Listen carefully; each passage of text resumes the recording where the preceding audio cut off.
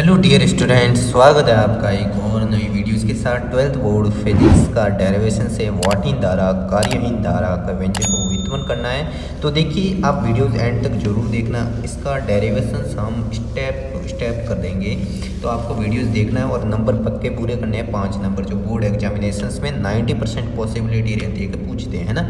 तो देखिए, वाटहीन धारा और कार्यहीन धारा होती क्या है वो समझेंगे, इसका डेरिवेशन करेंगे। तो देखिए, प्रत्यावर्ती धारा, जो प्रत्यावर्ती धारा परिपथ होता है उसमें प्रेरकत्व किसे कहते हैं? एल को, इसका सिंबल एल होता है। तो प्रत्यावर्ती धारा परिपथ में प्रेरकत्व या धारिता यानी सी, तो एल और सी या दोनों है। यानी कि कहने का मतलब है, जब प्रत्यावर्ती धारा परिपथ होता है उसका सर्किट होता है, उसमें प्रेरकत्व भी है या धारिता है, कोई भी दोनों में से एक होगा या दोनों है ना, या दोनों है। परंतु प्रतिरोध यानी आर जो होता है वो है, ये ध्यान रखना। ये आपको इसकी डेफिनेशंस लिखनी है। तो धारा और वोल्टा के में कलांतर जो होता है वो π/2 होता है, और जो यहाँ पर करंट और वोल्टा होती हैं, वोल्टेज में जो कलांतर होता है, कला के अंतर होता है वो π/2 यानी कि 90 डिग्री एंगल पर होता है। अतः परिपथ में औसत शक्ति से, जो एवरेज शक्ति से पावर होगा, जो उनका शेप होगा, वो इस समीकरण से हम समझेंगे। कौन सी समीकरण होती है? पी एवरेज इक्वल क्या होता है? VRMS यानी कि वोल्टा के लिए, IRMS धारा के लिए, और दोनों में जो कलांतर होता है वो कितना होता है? π/2।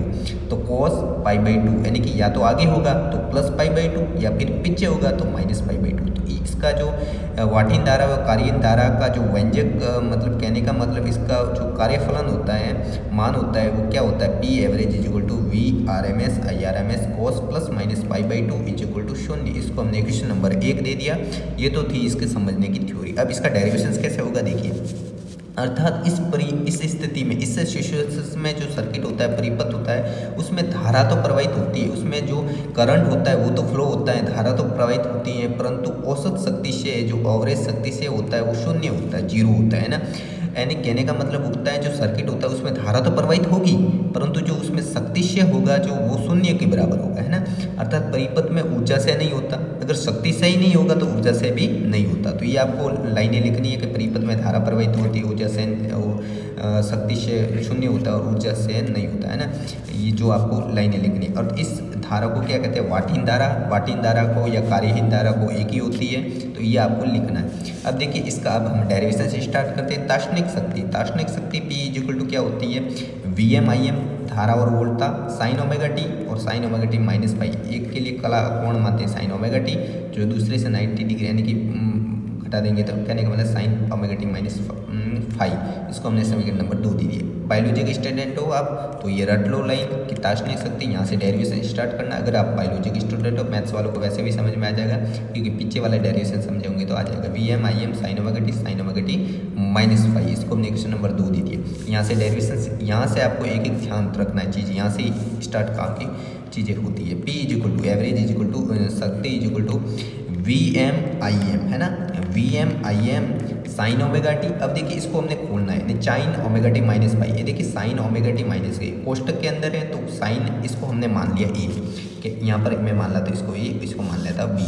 तो साइन ए माइनस बी, फॉर्मूला क्या होता है? साइन ए कॉस बी, यानी साइन ए क्या है? ओमेगा टी, तो साइन ओमेगा टी। फिर कॉस बी यानी कि बी क्या है? 5 है, तो कॉस 5 माइनस, फिर कॉस ए, तो ए क्या है? ओमेगा टी, ये ए है ना, ए, तो कॉस ओमेगा टी। फिर बी साइन बी यानी साइन बी क्या है? 5, तो साइन ये 5, सॉरी थीटा की तरह कर लिया, भूल चुकी। तो यहाँ पर देखिए, P इज इक्वल टू क्या हो गया? VMIM sine omega T. इसको हमने खोल लिया, sign omega t cos pi minus cos omega t sine pi. एक बार इसके साथ साइन करना है ओमेगा टी को, एक बार साइन के साथ, एक बार कॉस के साथ, एक बार 5 को कॉस के साथ, एक बार साइन के साथ, ये करना, बस समझ में आ गया। P is equal to VMIM, यहाँ से कोष्टक के अंदर गुणा करेंगे, जो कोष्टक में अंदर चीज़ें हैं उसके अंदर मल्टीप्लाई करना है। तो साइन ओमेगा टी का हो गया जाएगा sign square omega t cos पाई। देखिए, यहाँ साइन ओमेगा टी 2 बार हो जाएगा, साइन स्क्वायर ओमेगा टी, फिर माइनस का सिंबल साइन ओमेगा टी। देखिए वापस VMIM, ठीक है, मल्टीप्लाई होगा साइन ओमेगा टी या कॉस ओमेगा टी, फिर साइन पाई। क्या कुछ नहीं किया, केवल कोष्टक में गुणा किया, है ना। इसका इसके साथ गुणा किया, फिर इसका इसके साथ गुणा किया, और ये आ गया। P is equal to VMIM, देखिए sine omega t, PM is equal to VMIM sine square omega t cos 5 minus VMIM, यहाँ से देखिए इंटू यहाँ पर मैंने क्या किया है 1/2 से भाग दे रहा हूँ। देखिए 2 से मैंने भाग दिया और 2 से गुणा किया, कोई फर्क नहीं पड़ता। देखिए 2 से 2 कट जाएगी, वापस वैसा का वैसा आएगा। इसको मैं क्यों कर रहा हूँ, ताकि इस समीकरण को हम छोटी से छोटी कर सके, इसको बहुत छोटी कर सके, उसका हम डेरिवेशन जो इसका कहानी है उसको खत्म कर सके, है ना। तो VMIM इंटू 1/2, देखिए मैंने 1/2 से गुणा किया 2 से। या आपको ये चीज़ें याद रखनी है कि कहाँ गुणा करना है कहाँ नहीं करना, वो याद रखनी है ना, ये तो ये रखनी पड़ेगी, या फिर आपका दिमाग है मैथ्स के स्टूडेंट तो हो जाएगा 1/2। यहाँ से देखिए मैंने क्या किया है, जो ओमेगा टी की जो एक साथ है ना, ओमेगा टी इसके साथ साइन है, इसके साथ कोस है, तो इसको मैंने साथ ले लिया, साइन ओमेगा टी कोस ओमेगा टी, इसको हमने कोष्टक में ले लिया और आगे लिख लिया 2 से यानी गुणा कर रहा हो तो नीचे भाग दे दिया, है ना। ये साइन फाई ये बाद में पीछे ले लिया। P equal to VMIM sine square omega t cos pi minus, यहाँ से देखिए 1/2 है, मैंने वो आगे ले लिया, है ना, 1/2 आगे ले लिया। और यहाँ VMIM यहाँ से देखिए 2 साइन AB यानी 2 साइन कॉस B, यानी क्या फॉर्मूला होता है साइन 2B, साइन 2 है ना, तो साइन 2A इसका फॉर्मूला होता है ना। ये आपको अगर नहीं आया तो साइन लिखना है और 2 और पीछे ये जो इसकी वैल्यू वो लिखनी है, 2 sine cos B, sorry 2 sine A cos A, क्या फॉर्मूला था साइन 2A, तो साइन 2A ये क्या है cos omega t sine five, ये पीछे का पीछे लिख लो। P इक्वल टू इसको मैंने P1 माना, इसको मैंने P2 माना, P1 माइनस P2, इसको हमने समीकरण नंबर 3 दे दिया। अब हम देखिए जो P1 है, P1 का हम एवरेज निकालेंगे, ये एवरेज का सिंबल यानी औसत निकालना है। P1 क्या है, ये माना है P1 VM पर P1 का एवरेज निकाल देंगे। आप P1 देखिए VMIM यहाँ पर जो साइन स्क्वायर ओमेगा टी होता है उसका एवरेज क्या होता है 1/2, जो आपको याद रखना है ना। यहाँ पर क्या लिख देंगे cos फाइव, जो कि ये कोण है, तो VMIM 1/2 cos फाइव, तो P1 का एवरेज निकलेगा VM, यहाँ से 2 को टुकड़े में बांट देंगे तो √2 को लिख सकते हैं √2 वापस देखिए 2 √2 का गुणा कर देंगे तो 2 आ जाएगा, है ना। और यहाँ पर IM, तो दोनों के नीचे VM नीचे लिखता है √2, IM के नीचे भी √2 cos फाइव, है ना। तो P1 का एवरेज हो गया VM/√2 क्या हो जाएगा VRMS, IM/√2 हो जाएगा IRMS cos फाइव, इसको हमने समीकरण नंबर 4 दे दिया, है ना। तो ये P1 का एवरेज निकल दिया IRMS cos फाइव। अब हम देखिए यहाँ पर P2 का एवरेज निकालेंगे, P2 का एवरेज हो जाएगा 1/2 VMIM sine 2 omega t sine five, जो हमने वहाँ P2 की जो वैल्यू है वो ली है ना। P2 की वैल्यू क्या थी, जो आपको यहाँ पर देखिए P2 की वैल्यू थी ये VMIM sine 2 omega t sine five, है ना, जो कि वो वैल्यू हमने यहाँ पर लिखी है। इसको हम सॉल्व करेंगे, देखिए तो VM/IM इसके नीचे ये 2, इसको हम क्या लिख सकते हैं VM/√2, इसके नीचे भी √2 लिख सकते हैं। तो उसी तरह VMIM/2 है ना, इसको हमने VRMS IRMS किया, कैसे किया, जो यहाँ पर किया ना VMIM नीचे 2 था तो यहाँ पर देखिए ऐसे लिख के किया।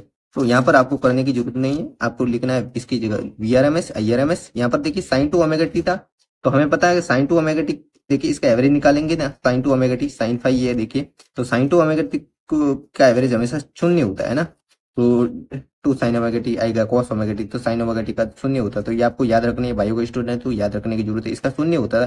तो अगर 0 के साथ इसका गुणा कर देंगे, देखिए ये चीज है, अगर मैं किसी एक का गुणा 0 के साथ करूंगा तो 0 ही आएगा, 2 का गुणा 0 के साथ करेंगे तो 0 ही आएगा। तो इस पूरी वैल्यू का इसका गुणा है साइन 2 ओमेगा टी, इसकी जो वैल्यू है जो शून्य है, तो इसके साथ गुणा करेंगे तो P2 की वैल्यू क्या आ जाएगी, यानी P2 का जो एवरेज आ जाएगा वो शून्य आ जाएगा। इसको हम नेक्स्ट नंबर ये दे दिया 5। तो इस प्रकार जो समीकरण नंबर 4 व 5 का मान 3 में रखना है ना। तो जो P1 का जो एवरेज निकाला, P2 का एवरेज निकाला, उसका वैल्यू क्या रखनी है समीकरण नंबर 3 में। तो देखिए जो P एवरेज हो जाएगा, P एवरेज क्या हो जाएगा, P एवरेज हो जाएगा P1 माइनस P2, है ना। तो P1 की वैल्यू क्या आई है, P1 की वैल्यू आई है VRMS IRMS cos फाइव, और उसमें से P2 घटाना है, 0 घटाना है, तो वो वैल्यू आ जाएगी। देखिए P1 की वैल्यू क्या आई थी, P1 की वैल्यू आई थी VRMS IRMS cos फाइव, है ना। तो इसमें से P2 घटाना है, यानी P2 क्या है, P2 की वैल्यू तो 0 है, तो 0 घटाना है P1 माइनस 0, तो फिर P एवरेज क्या आ जाएगा VRMS IRMS cos फाइव, है ना। समीकरण 4 जो 5 की वैल्यू है, ये 5 है, जो समीकरण 4 का P1 एवरेज उसकी वैल्यू 3 में रखी, तो ये आया VRMS IRMS cos फाइव। देखिए इसमें से घटाई यह है, समीकरण नंबर 6 दे दिया। तो स्पष्ट है कि IRMS और cos फाइव धारा का कार्यकारी घटक कहलाता है। तो जो IRMS cos फाइव ये धारा का कार्यकारी घटक, जिसको हम जो इस काम में लेते हैं उसको कार्यकारी घटक कहलाता है। तो IRMS sin फाइव क्या होता है, वाटिन धारा, कार्यन धारा कहलाता है। जो IRMS cos फाइव होता है तो वो तो कार्यकारी घटक, उसका तो काम आता है ना। और जो काम नहीं आता वाटिन धारा कार्यन धारा में या वोल्टा कौन सी होती है, IRMS sin फाइव होती है। तो IRMS और VRMS जो ग्राफ होगा वो कैसे हो जाएगा, तो देखिए IRMS cos फाइव यानी कार्यकारी घटक और वाटिन धारा यानी कार्यहीन घटक है ना, तो IRMS sin फाई, तो IRMS sin फाई, इधर IRMS cos फाई, यानी VRMS लिखा इसको और IRMS, इन दोनों के बीच में ग्राफ कैसे हो गया, फाई कोण का जो इसका कोण क्या वो फाई है, तो फाई लिखा है ना। तो इस प्रकार ये ग्राफ लिखना है। तो इस प्रकार जो इसका डेरिवेशन था वो कंप्लीट हो गया। Thanks for watching the video. मिलते हैं नई वीडियो के साथ, तब तक के लिए धन्यवाद।